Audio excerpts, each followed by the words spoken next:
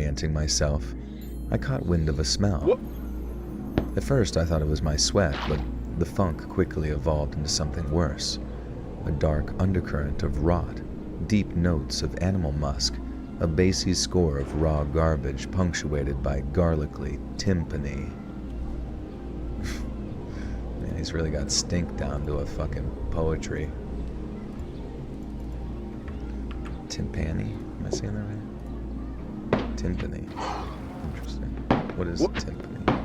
Hello, Pradeep. Are you a skinwalker? Large percussion musical instrument which produces it's like a little djembe drum, a little bongo, a little half a bongo.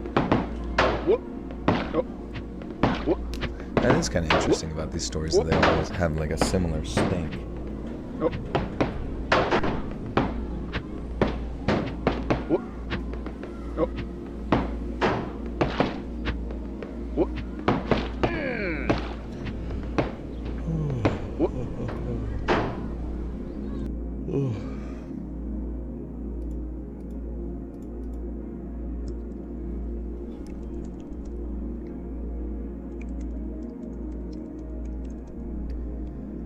At first, I thought it was my sweat, but the funk quickly evolved into something worse. A dark undercurrent of rot, deep notes of animal musk, a bassy score of raw garbage punctuated by garlicly. A bassy score of raw garbage punctuated by garlicky. Why does that sound so weird? Garlicky. I want to say garlicly or some shit.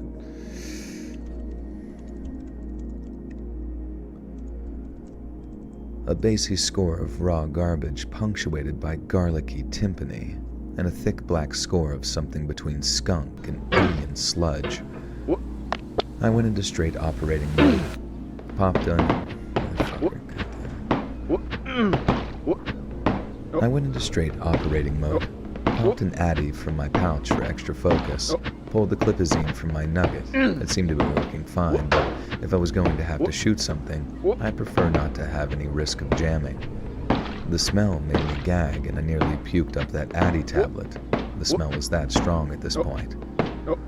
Whatever the source was, it was definitely mobile and getting closer to me. Screw it. I pulled on my mask from around my neck and over my face. It helped a bit, but the mask wasn't 100% airtight around the joints, so some of the smell got in. I walked cautiously and slowly along the creek bed toward where the slope was shallowest, listening for twigs snapping or animal sounds from above me. I definitely heard something shuffling around up there, and it sounded bigger than what my nugget was up for.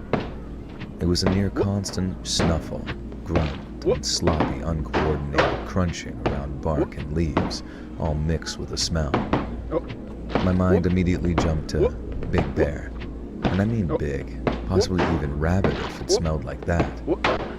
And let me tell you something about Ozark big bears, straight from my dad's mouth.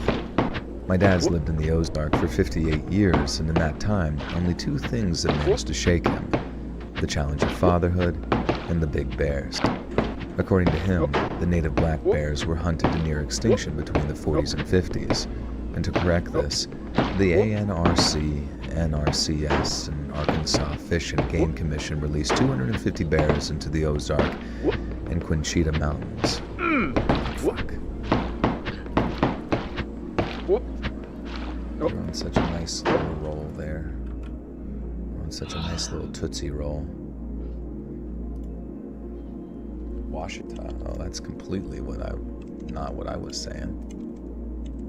I said Quinchita.